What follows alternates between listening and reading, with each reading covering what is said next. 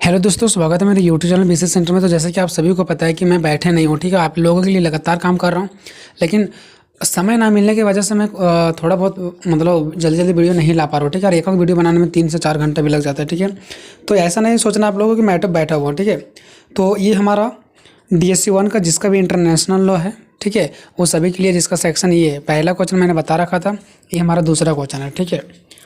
इसमें दूसरा क्वेश्चन ये बोल रहा है कि प्रत्यर्पण की परिभाषा दें एवं इसकी आवश्यकता तथा शर्तों का वर्णन करें। तो इसके बारे में थोड़ा सा मैं कुछ पहले आपको बता दूंगा, तब आपको पूरा समझ में आ जाएगा। अगर पूरा वीडियो भी नहीं देखेंगे तो भी आपको समझ में आ जाएगा।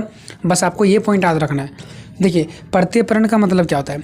प्रत्यर्पण मतलब होता है, जैसे मान लीजिए हमारे देश में एक आदमी है, ठीक है, और वो आदमी यहाँ पर मर्डर कर दिया, किसी का मर्डर कर दिया और वो दूसरा देश भाग गया है, तो उसे तो सज़ा मिलना ही चाहिए ना। तो उसको सज़ा कैसे मिलेगा, वो तो दूसरा देश भाग गया।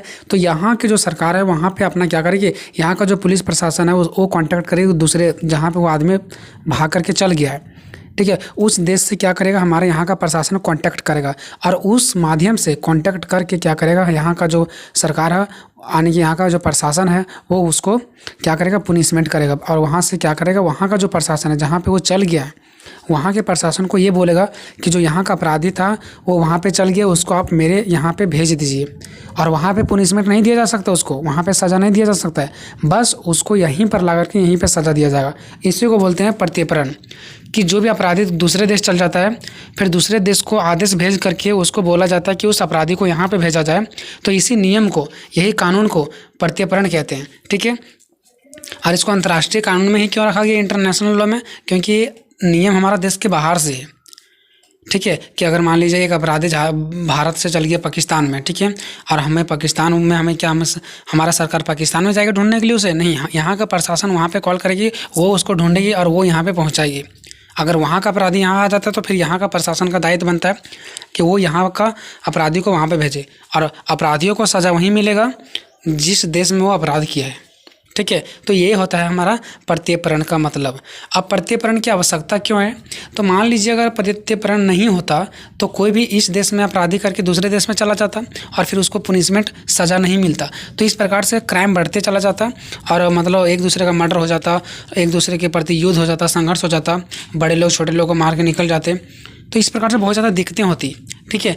तो इसीलिए प्रत्यर्पण क्या ज़रूरत पड़ा, इनका आवश्यकता पड़ा, ताकि ये सब जो अपराधी वगैरह वो ना होवे, और जो अपराधी कुछ करेगा भी ना तो डरेगा। क्यों, क्योंकि वो किसी भी देश में चल जाएगा तो उसको तो किसी ना किसी तरीके से ला करके उसको दंडित किया जाता है। तो जो दूसरा अपराधी है ना वो डरेगा अपराध करने से। नहीं तो मान लो कोई यहाँ से भाग गया दूसरे देश में तो फिर उसको कौन पकड़ पाएगा। तो इस तरह से अपराधी बढ़ते जाएगा। लेकिन ये नियम की वजह से कोई भी अपराधी बच के निकलता नहीं है, इसलिए इस जो प्रत्यर्पण है इसका ज़रूरत है। तो प्रत्यर्पण की परिभाषा देख लिया, इसकी आवश्यकता क्यों है ये भी देख लिया। अब इसका शर्त क्या है, तो शर्त देखिए, जैसे मान लीजिए हम भारत के हैं और हम किसी को मतलब ऐसा कुछ कर दिया जिसका जख्म हो गया, मतलब हमने किसी को गिरा दिया है, ठीक है, किसी को मार दिया है तो जख्म हो गया है, ठीक है, और हम उस डर से हमने पाकिस्तान भाग गया। तो क्या यहाँ का प्रशासन उस जख्म के लिए, एक छोटा सा मैटर के लिए भी पाकिस्तान में प्रशासन के पास अपना आदेश भेजेगी कि एक वहाँ पे आदमी गया है ये नाम का, उसे यहाँ पे भेजना है, ऐसा बोलेगा कि नहीं। प्रत्यर्पण का भी एक मतलब शर्त है कि कौन कौन सा कंडीशन में मतलब प्रत्यर्पण कानून का मतलब ये जो होता है वो किया जाना चाहिए, ठीक है। ऐसा थोड़ी ना कि छोटे छोटे भी मुद्दे के लिए दूसरे देश में प्रत्यर्पण का आदेश भेज देंगे कि आप ऐसे ऐसे व्यक्ति उसको यहाँ पे भेजना है, ऐसा बिल्कुल नहीं। तो इसका भी एक शर्त है कि बड़े बड़े अगर अपराध है, बड़े बड़े क्राइम है, तभी प्रत्यर्पण लागू किया जा सकता है, नहीं तो नहीं किया जा सकता है। तो 3 कंडीशन, परिभाषा, इसका ज़रूरत क्यों है ताकि क्राइम ना बढ़े, और तीसरा इसका शर्त क्या है। छोटे छोटे बातों को भी लेकर के नहीं चलना है, ठीक है, बिल्कुल बड़े बड़े बातों इसमें जो लिखा गया उसी में प्रत्यर्पण काम करेगी, जो छोटा मोटा है उसमें प्रत्यर्पण काम नहीं करेगा, ठीक है। तो तीनों देखेंगे, परिभाषा, आवश्यकता और शर्तें। अब आपको आसानी से समझ में आ जाएगा, ठीक है। देखिए, प्रत्यर्पण का अर्थ क्या होता है। प्रत्यर्पण का अर्थ होता है वापस करना या लौटाना। प्रत्यर्पण का मतलब क्या होता है, वापस कर देना या तो लौटाना, ठीक है, यानी अपराधी को वापस लौटा देना। इस शब्द का प्रयोग उस स्थान पर किया जाता है जब किसी को कोई वस्तु या व्यक्ति मिलता है, जब किसी को कोई वस्तु या व्यक्ति मिलता है और पाने वाला व्यक्ति उस व्यक्ति का स्वामित्व नहीं होता है, वास्तविक स्वामी नहीं होता है, तो उस वस्तु या व्यक्ति को वास्तविक मालिक को वापस करना ही प्रत्यर्पण कहलाता है, ठीक है। जैसे देखिए, प्रत्यर्पण का अर्थ क्या होता है? वापस करना या तो लौटाना। इस शब्द का प्रयोग उस जगह पर किया जाता है जब किसी को कोई वस्तु या व्यक्ति मिलता है। जैसे मान लीजिए कोई भी देश को आदमी मिल गया तो वो कहेगा ये आदमी कहाँ का है, ये तो हमारा पाकिस्तान का है नहीं, ठीक है। तो वो पाकिस्तान में वो आदमी नहीं रहेगा, पाकिस्तान का सरकार उसको वहाँ पे भेजेगी जहाँ का वो निवासी है। अगर भारत का तो भारत में भेजेगी, ठीक है। तो इसीलिए बोला गया है कि जब किसी को कोई वस्तु या व्यक्ति मिलता है और वह पाने वाला व्यक्ति उस वस्तु या व्यक्ति का स्वामित्व नहीं होता है, वास्तविक स्वामी नहीं है, वास्तविक मालिक नहीं होता है, तो उस वस्तु या व्यक्ति को वास्तविक मालिक के पास अब करना प्रत्ययन कहलाता है। ये पॉइंट आपको शायद नहीं समझ में आएगा तो कोई दिक्कत नहीं, आपका मेन आंसर आपका यहाँ से है, ठीक है। देखिए, प्रत्येक व्यक्ति अपने राज्य के क्षेत्र में रहता है, राज्य के द्वारा बनाए गए सभी कानूनों का पालन करता है, करने का उसका पास दायित्व है। यदि कोई व्यक्ति राज्य के कानूनों का उल्लंघन करता है या अपराध करता है तो उसे राज्य का दंडित किया जाएगा। उसे राज्य मतलब क्या होता है? देश होता है, ध्यान रखें, राज्य मतलब होता है देश, तो देश उसे दंडित करता है। यदि कोई व्यक्ति अपराध करके दंड से बचने के लिए किसी दूसरे राज्यों के क्षेत्र में चला जाता है, दूसरे राज्यों मतलब दूसरे देश के क्षेत्र में चला जाता है, तो उसके द्वारा ऐसे भागे हुए व्यक्तियों को उस राज्य को वापस लौटा देना होता है, ठीक है। ध्यान से समझें, अगर कोई भी व्यक्ति क्राइम करके दूसरे देश राज्य के क्षेत्र में चला जाता है तो उसके द्वारा ऐसे भागे हुए व्यक्ति को उस राज्य को वापस लौटा देना होता है जिस राज्य से भागा है, ठीक है। यानी वो व्यक्ति जहाँ पे भागा है वहाँ का राज्य का ये कर्तव्य होता है कि उसको वापस कहाँ पे भेज देना है, जहाँ से वो अपराध करके आया है, ठीक है। इसी को बोलते हैं प्रत्यर्पण कहलाता है। यही हमारा क्या कहलाता है? प्रत्यर्पण कहलाता है। यानी हम कहीं से अपराध करके कहीं दूसरे देश चल गए हैं तो वो देश हमें क्या करेगी? वापस वहीं पर लौटा देगी जहाँ से मैंने अपराध करके गया था, और फिर पुनः मैं उसी देश में आ जाएंगे और फिर वही देश के लोग मुझे क्या करेंगे? दंडित करेंगे। तो ये होता है हमारा प्रत्यर्पण, ठीक है। तो आप लोग आई होप समझ में आ गया होगा। अब प्रत्यर्पण की कुछ परिभाषाएं हैं, यानी कि अलग अलग विद्वानों ने कुछ अलग अलग परिभाषा दिया, ठीक है। हर पॉलिटिक्स में परिभाषाएं आती है और अलग अलग विद्वानों का ही बात आता है कि अलग अलग विद्वानों ने दिया, ठीक है। तो ज़्यादा नहीं, मैंने 2 विद्वान का बात किया, आपके लिए काफ़ी है, ठीक है। एक स्टार्क के अनुसार से, स्टार्क ने क्या कहा प्रत्यर्पण के बारे में? स्टार्क ने कहा, इसने प्रत्यर्पण का परिभाषा देते हुए कहा कि जिस राज्य में व्यक्ति जाता है उसी राज्य द्वारा उसे वापस उस राज्य में भेजा देना जहाँ का वह अपराधी है, प्रत्यर्पण कहलाता है, ठीक है। इनका कहना था कि जिस राज्य में व्यक्ति जाता है, जो भी राज्य में जाता है, उसी राज्य द्वारा, हम पाकिस्तान में चल गए तो उसी राज्य द्वारा उसे वापस उस राज्य में भेज देना जहाँ का वह अपराधी है, ठीक है। हम पाकिस्तान में गए तो उस राज्य का ये कर्तव्य है कि वो वहीं पे उसको भेज दिया जाए जहाँ का अपराधी, यानी कि भारत में ही भेज दिया जाए उसे, ठीक है। यही तो प्रत्यर्पण कहलाता है। ऐसा कौन कहा? स्टार्क ने कहा। वही बात है जो मैंने इसके पहले पढ़ा, ठीक है। ग्रीन के अनुसार, ग्रीन ने क्या कहा? इसने कहा कि एक व्यक्ति को एक राज्य द्वारा दूसरे राज्य को औपचारिक रूप से सौंपा जाने की प्रक्रिया होती है, क्योंकि दूसरे राज्य के द्वारा दंड देने का काम किया जाता है, ठीक है। यानी कि दूसरे राज्यों के द्वारा दंड देने का काम किया जाता है। जैसे देखिए, ग्रीन ने ये कहा कि एक राज्य द्वारा दूसरे राज्य को औपचारिक रूप से सौंप दिया जाता है ना, उसी को हम लोग क्या बोलते हैं? उसी को क्या बोलते हैं? ये तो यानी कि हम लोग प्रत्यर्पण बोलते हैं, ठीक है। ग्रीन ने कहा कि हम लोग एक देश द्वारा दूसरे देश को अपराधी को सही सलामत औपचारिक रूप से सौंप देना कि लो अपना अधिकारियों को मैंने आपके अधिकारियों को ला दिया, यही हमारा प्रत्यर्पण कहलाता है, ठीक है। क्यों? क्योंकि अगर मान लीजिए मैंने पाकिस्तान चल गया तो पाकिस्तान का हिदायत था कि औपचारिक रूप से जहाँ का वो अपराधी है वहाँ उसको आराम से भेज दिया जाए। अगर भारत का अपराधी है तो भारत में भेज दिया जाए औपचारिक रूप से, क्योंकि चाहता तो पाकिस्तान तो भी उसको सज़ा दे सकता था, लेकिन जिस देश का है वो उसी देश में उसको क्या दिया जाता है? सज़ा दिया जाता है। इसलिए पाकिस्तान नहीं दे सकता, बस उसका एक ही कर्तव्य है कि वो सही सलामत भारत भेज दे। तो स्टार्क ने यही कहा, ठीक है, कि जहाँ का अपराधी है, जिस राज्य में वो चल गया है उस राज्य का ये कर्तव्य बनता है कि वो औपचारिक रूप से जहाँ का अपराधी है वहाँ पे उसको भेज दिया जाए, क्योंकि वही सज़ा देगा जहाँ का वो अपराधी है, वही राज्य इसको सज़ा दे सकता है, वही देश इसको सज़ा दे सकता है। तो बस आपका काम ये है कि आप लोग सही सलामत उसे भेज दिया जाए, यही कहना है स्टार्क का, ठीक है। बाकी आप लोग पढ़ेंगे इसको तो समझ में आएगा पॉइंट। तो ग्रीन के अनुसार आप लोगों ने देख लिया।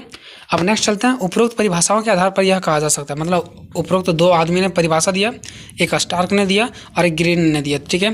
तो अभी दोनों परिभाषाओं को मैंने देख लिया, तो ये दोनों परिभाषाओं को देख करके मैं एक कंक्लूजन निकाल लिया। क्या निकाल? देखिए, उपरोक्त परिभाषाओं के आधार पर यह कहा जा सकता है कि प्रत्यर्पण से तात्पर्य अपराधी को लौटाया जाना है। यानी प्रत्यर्पण का मतलब क्या है? कि अपराधियों को लौटाया जाना से है, अभी जो दोनों मैंने विद्वानों का जो मैंने परिभाषा पढ़ा, इससे ये नहीं पता चल रहा है कि प्रत्यर्पण का एक ही शब्द है क्या, अपराधी को लौटा देना। दूसरा अगर बात करें तो अपराधी को उस राज्य को लौटाया जाता है जहाँ की उसने अपराध किया है, यही चीज़ मैंने सीखा। तीसरा मैंने क्या देखा कि प्रत्यर्पण के लिए यह आवश्यक है कि उसके लिए प्रार्थना की गई हो। हाँ, प्रत्यर्पण तभी होता है जब उनके लिए क्या किया गया हो, प्रार्थना किया गया हो। जैसे मान लीजिए भारत का अपराधी पाकिस्तान में चल गया, और जब तक भारत के प्रशासन क्या करेगी, पाकिस्तान के प्रशासन को प्रार्थना नहीं करेगी, तब तक प्रत्यर्पण नहीं हो सकता। इसलिए प्रत्यर्पण करने के लिए प्रत्यर्पण करने मतलब क्या, प्रत्यर्पण मतलब अपराधी को वापस लौटाना। इसके लिए क्या करना पड़ेगा, प्रार्थना करना पड़ेगा जिस देश को प्रत्यर्पण करना है, ठीक है। क्योंकि आपके लिए वो इतना करेगा तो आपको इतना तो दायित्व बनता है ना। अब चलते हैं प्रत्यर्पण की आवश्यकता क्यों पड़ा। प्रत्यर्पण की आवश्यकता क्यों पड़ा होगा, इसलिए पड़ा होगा ताकि अगर प्रत्यर्पण नहीं होता तो दूसरा अपराधी दूसरे देश में नहीं जाता, फिर उसे वापस उसी देश में नहीं लौटाया जाता, वो तो वहीं पे रहता, वहीं पे खाता, तो फिर यहाँ का अपराधी को मार के चला जाता, तो इस प्रकार से क्राइम बढ़ जाता। तो इसको रोकने के लिए प्रत्यर्पण होना बहुत ज़रूरी है, ठीक है। तो प्रत्यर्पण आवश्यकता निम्नलिखित कारणों से पड़ता है, ठीक है। पहला देखिए, अपराधी को दंड देना, इसका आवश्यकता क्यों पड़ा है, क्योंकि पहली बात कि अपराधी को दंड दिया जाएगा। अगर ये अपराध नहीं, अगर प्रत्यर्पण नहीं होता तो अपराधियों को दंड नहीं दिया जाता, फिर अपराधी धीरे धीरे बढ़ जाते, ठीक है। सभी राज्यों में प्रायतः यह पाया जाता है कि अपराधी को उसके अपराध के लिए दंडित किया जाता है। ये तो हर हम लोग देश में देखते हैं, राज्य मतलब होता है देश में, बार बार बोल रहा हूँ, ठीक है। तो ये हर देश में पाया जाता है कि अपराधी को उसके अनुसार से क्या दिया जाना चाहिए, दंड दिया जाए।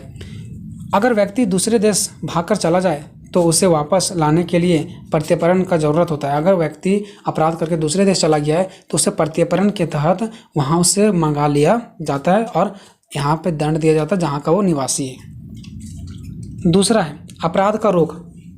प्रत्यर्पण का प्रयोग क्यों किया जाता है, इसका जरूरी क्यों है प्रत्यर्पण, आवश्यकता क्यों है, ताकि अपराध का रोक हो, अपराध कम हो। यदि कोई व्यक्ति अपराधी करके दूसरे देश चला जाता है और वह बच जाता है और वहीं पे वो जो व्यक्ति है वो वहीं पर रहने लगेगा, ऐसे में उसे दंडित तो किया नहीं जाएगा, ठीक है, अपराधों को दंडित नहीं किया जाएगा, और इस प्रकार से अपराधों की संख्या दिन प्रतिदिन बढ़ता चला जाएगा, जो मानव कल्याण के लिए अच्छा सिद्ध नहीं होगा। इसीलिए अपराध का ये रोकने का एक तरीका है कौन, प्रत्यर्पण। तीसरा, प्रत्यर्पण से भयंकर अपराधी भी डरते हैं। देखिए, प्रत्यर्पण के जो नियम कानून है इससे भयंकर अपराधी भी डरते हैं कि अगर हम यहाँ अपराध करके भारत भी से अमेरिका चले जाए तो अमेरिका प्रत्यर्पण के तहत भारत की सरकार अमेरिका से भी मुझे बुला लेकर दंडित करेगा। इसलिए जो भयंकर से भयंकर अपराधी होते हैं वो भी डरते हैं, ठीक है। तो प्रत्यर्पण कानून होने के कारण भयंकर अपराधी भी अपराध करने से डरते हैं, क्योंकि उन्हें पता है कि वह दूसरे देश भी जाकर बच नहीं सकता है। चौथा, प्रत्यर्पण से मानव कल्याण। प्रत्यर्पण से क्या होता है, मानव का कल्याण होता है। कैसे होता है कल्याण, प्रत्यर्पण कानून होने के कारण अपराधी कम होते चले जाते हैं और इससे कमजोर लोगों का कल्याण हो जाता है। नहीं तो बड़े लोग जो मजबूत लोग हैं उससे छोटे लोगों को मार करके वो भाग जाते हैं, लेकिन नहीं, नियम है इसलिए वो लोग भाग नहीं सकते। तो यहाँ से क्या हो जाता है, प्रत्यर्पण से मानव का कल्याण हो जाता है, मानव का बचाव हो जाता है, ठीक है। अब देखते हैं प्रत्यर्पण की शर्त क्या है, कब कब प्रत्यर्पण लागू किया जा सकता है। क्या छोटे मोटे बातों के लिए भी दूसरे देश में प्रत्यर्पण लागू किया जा सकता है और उस अपराधी को यहाँ पे बुलाया जा सकता है, ठीक है। अगर हम छोटा मोटा भी काम करके अमेरिका चल गए हैं कमाने के लिए, तो क्या फिर बाद में कोई चाहेगा तो उसके लिए हमें फिर अमेरिका से बुलाया जा सकता है क्या, तो बिल्कुल ऐसा नहीं। बड़े बड़े कानून के लिए, बड़े बड़े अपराधों के लिए बुलाया जा सकता है, जब किसी का मर्डर हो या तो हमारे देश के कानून के अनुसार से बड़ा अपराधी किए हों, ठीक है। तो चलते हैं प्रत्यर्पण कब कब लागू किया जा सकता है, इसका शर्त देखते हैं। तो प्रत्यर्पण के निम्न शर्तें हैं जो दो देशों या उससे अधिक प्रत्यर्पण के समय लागू करते हैं। यानी कि जब दो या दो से अधिक देशों, जैसे भारत पाकिस्तान का बात चल रहा है, अब यहाँ का अपराधी पाकिस्तान में चल गया, तो ये दोनों के बीच जो प्रत्यर्पण लागू किया जाएगा इसको कुछ शर्त होता है। ऐसा नहीं कि कुछ भी मतलब लागू कर दिया जाए, शर्त होता है कि प्रत्यर्पण कब लागू किया जाएगा, ठीक है। क्या यहाँ से वहाँ देश जो अपराधी भागा है तो उसके लिए प्रत्यर्पण कब लागू किया जाएगा, क्या क्या नियम है, कौन कौन सा कितना बड़ा कितना छोटा वो क्राइम करके आया है, ठीक है। उसी हिसाब से क्या किया जाता है, इनका शर्त है। क्या शर्त है, देखिए, पहली बात तो है मांग। पहली बात क्या है, मांग है। यानी प्रत्यर्पण तभी किया जाएगा, प्रत्यर्पण मतलब दूसरा देश अपराधी को तभी लौटाएगा जब इसकी मांग की जाए। मान लीजिए भारत ने अपने अपराधी को पाकिस्तान में मांग ही नहीं किया, तो क्या पाकिस्तान वाले अपने से अपराधी को खोज कर भारत भेज देंगे, नहीं। भारत के लोगों का ये कर्तव्य है कि अगर अपराधी को आपको ढूंढना है तो पाकिस्तान में आपको आदेश बताना पड़ेगा, मांग करना पड़ेगा, तभी तो वो लोग जानेंगे ना। तो मांग सबसे ज़रूरी है। तो प्रत्यर्पण तभी किया जाएगा जब इसकी मांग की जाए। जब तक एक देश का मांग नहीं होगा तब तक एक देश अपने मन से प्रत्यर्पण नहीं कर सकता है। दूसरा, सेना व धर्म संबंधित शर्तें। देखते हैं सेना और धर्म संबंधित शर्त क्या है। सेना और धर्म संबंधित अपराधों का प्रत्यर्पण करने का नियम नहीं बनाया गया है क्योंकि इसे छोटा अपराध माना जाता है। देखिए, अगर सेना से रिलेटेड या तो धर्म जाति से रिलेटेड अगर कोई भी अपराध हो जाता है ना, तो इसे प्रत्यर्पण के तहत नहीं किया जाएगा। जैसे भारत के कोई लोग सेना या धर्म में कुछ भी मतलब अपराध करके दूसरे देश चल गए हैं, तो ये जो प्रत्यर्पण है इसका रिस्पॉन्सिबिलिटी नहीं लेगा, क्योंकि प्रत्यर्पण के कानून में लिखा गया है कि सेना और धर्म से संबंधित जो प्रत्यर्पण है इसका कोई जवाबदेह नहीं होगा, इसका कोई भी मतलब शिकायत दर्ज नहीं किया जाएगा। ठीक है, क्योंकि इसको लोग मान करके चलते हैं कि छोटा अपराध होता है। ठीक है, ये जो नियम लिखाया गया मैं वही बताता हूँ। ठीक है, तीसरा देखिए, कार्यवाही पुलिस अधिकारियों द्वारा। देखिए, जो कार्यवाही किया जाएगा यानी जो अपराधियों को दंडित दिया जाएगा वो पुलिस का पदाधिकारी भी जो पुलिस के पदाधिकारी होता है वही दे सकता है, इसके अलावा और कोई उसको नहीं दे सकता है। अगर मान लो को जैसे पाकिस्तान चल गया अपराधी, वहाँ का अपराधी को भारत बुलाया गया तो सरकार उसको पनिशमेंट नहीं कर सकती है। इसका दायित्व है कि वहाँ ढूंढने का काम सब पुलिस ही करेगा और यहाँ अपराधी को सज़ा देने का भी पुलिस का ही काम है। अगर दूसरा कोई करेगा तो ये बिल्कुल गलत है। तो ये लिखा गया है शर्त किसमें, प्रत्यर्पण की शर्त में। प्रत्यर्पण देने वाले राज्य की पुलिस, प्रत्यर्पण मांगने वाले राज्य की पुलिस को अपराधी सौंपा जाता है। यानी कि प्रत्यर्पण देने वाले राज्य जो प्रत्यर्पण देता है यानी कि जो ढूंढ के देता है किसको, राज्य की पुलिस को, यानी जो प्रत्यर्पण मांगता है। ठीक है, तो उसको सौंप दिया जाता है और सारा कार्य पुलिस के माध्यम से ही होता है। यानी कि जहाँ पे अपराधी चल गया वो क्या करता है, वहाँ का पुलिस प्रशासन प्रत्यर्पण के द्वारा जिसका जो मांग किया है, जहाँ का सरकार मांग किया है वहाँ पे उसको भेज देता है अपराधी को, और उस देश को फिर क्या करता है, जो प्रशासन होता है वो उसे दंडित करता है। ठीक है, और चाहे सरकार करने के लिए चाहे कोई दूसरा नेता दंडित करने के लिए तो बिल्कुल नहीं कर सकता है, ये नियम है कि पुलिस ही करेगी। चौथा, जिस अपराध के लिए प्रत्यर्पण हो उसी के लिए दंड दिया जाना चाहिए।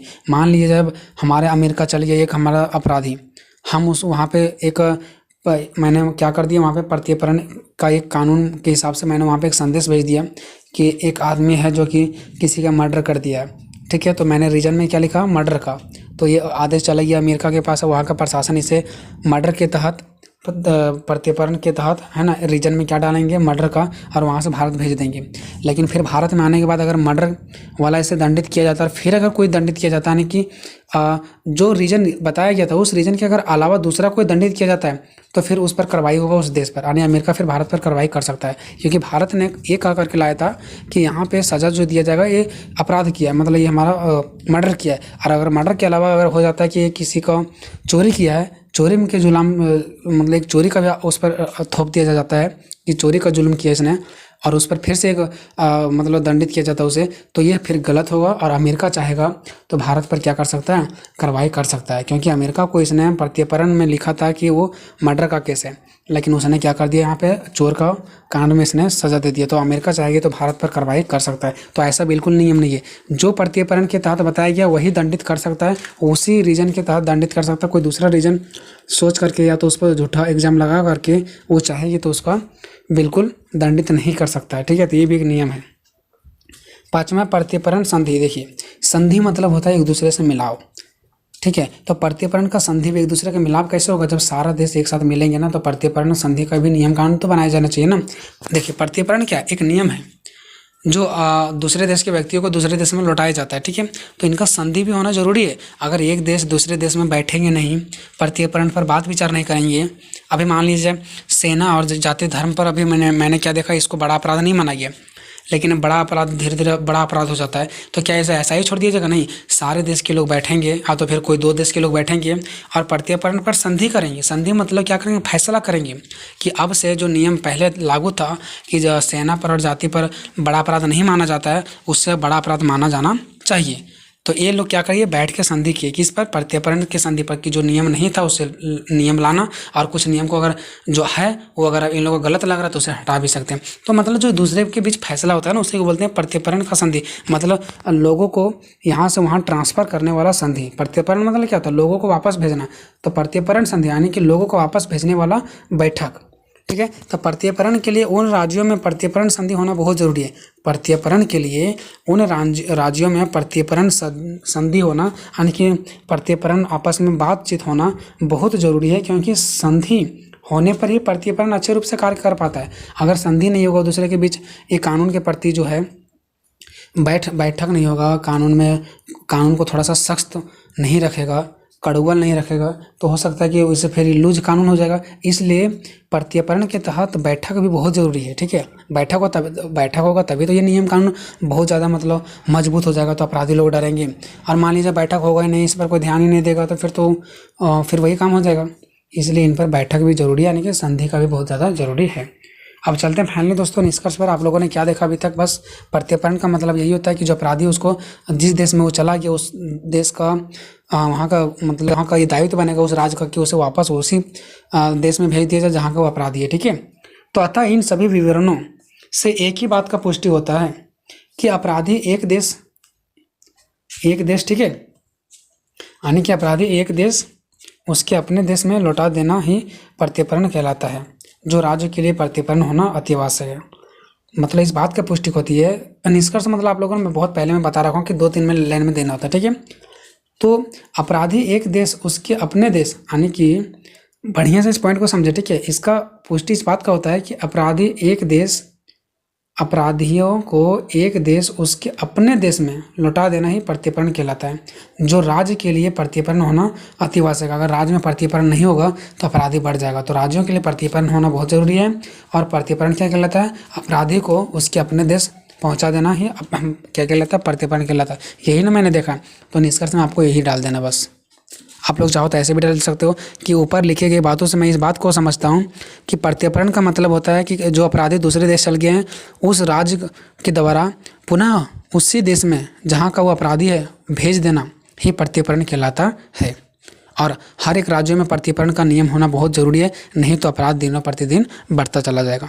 और इस प्रत्यर्पण की वजह से बड़े से बड़े जो आने अपराधी होते हैं वो भी डरते हैं, ठीक है दोस्तों। तो ये वीडियो आपको कैसा लगा? मैंने बहुत ही जल्दबाजी में बता रहा हूँ, ठीक है।